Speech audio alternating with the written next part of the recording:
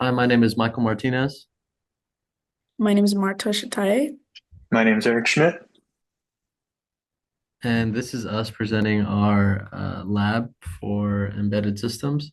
I can go ahead and share my screen to go over uh, the first lab portion.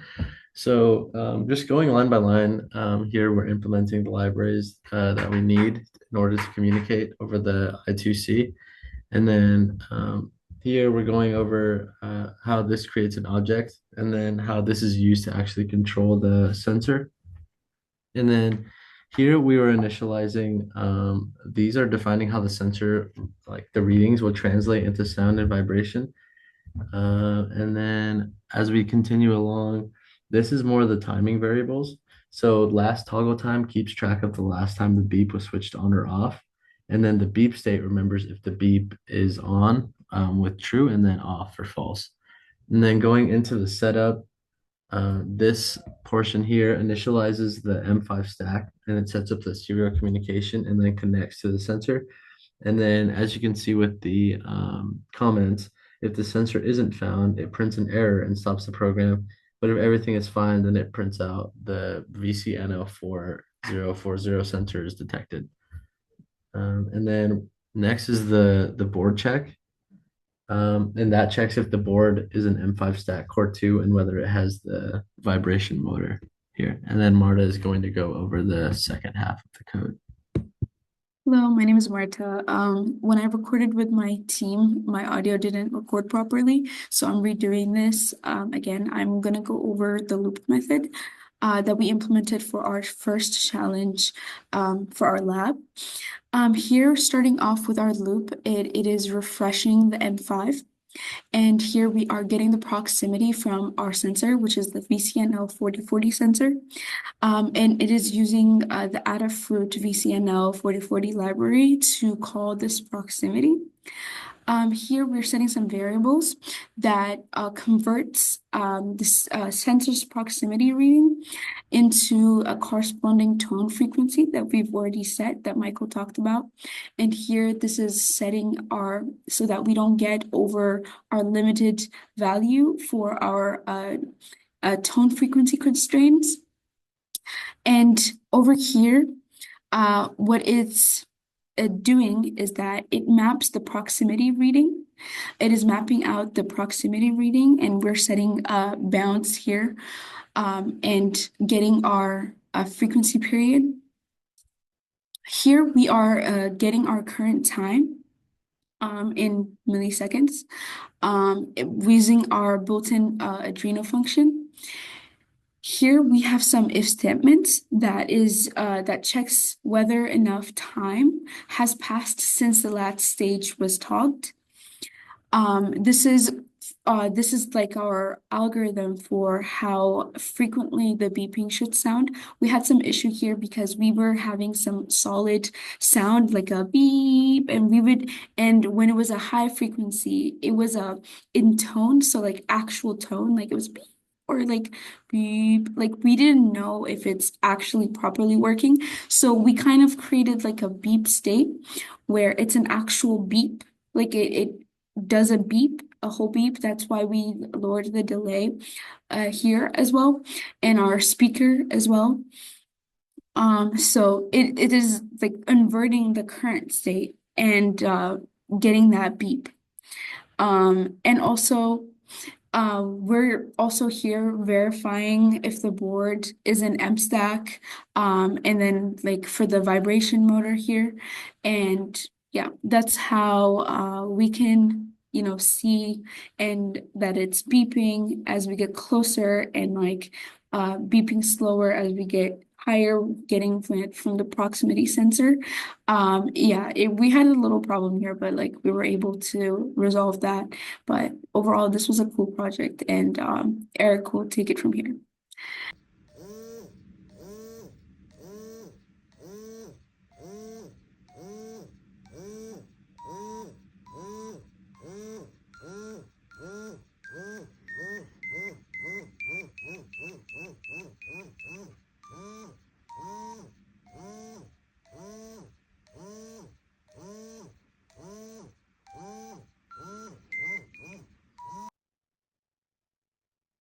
So I'm going to be showing the challenge 2.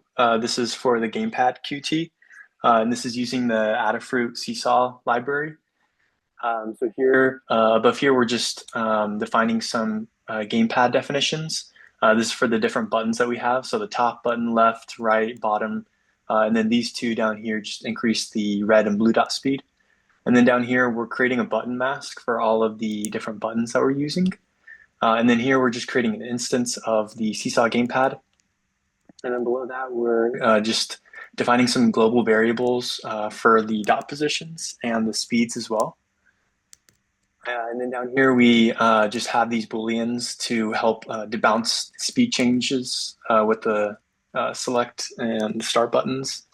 And then below that, we we have these variables for the game timing, so we can keep track of the time and then if the game's over or not. And then in our setup here, we have, we're just doing some basic setup that we usually do. And then we are also initializing I squared C for the gamepad because the stemma connector uses I squared C. And then below that, we're initializing the seesaw using ss.begin. And then the default address for the gamepad QT is 0x50, so that's why we're passing this in. And then below that, we are setting up all the button pins with the internal pull-ups. And then below that, we are initializing the dot positions at 20 and 20.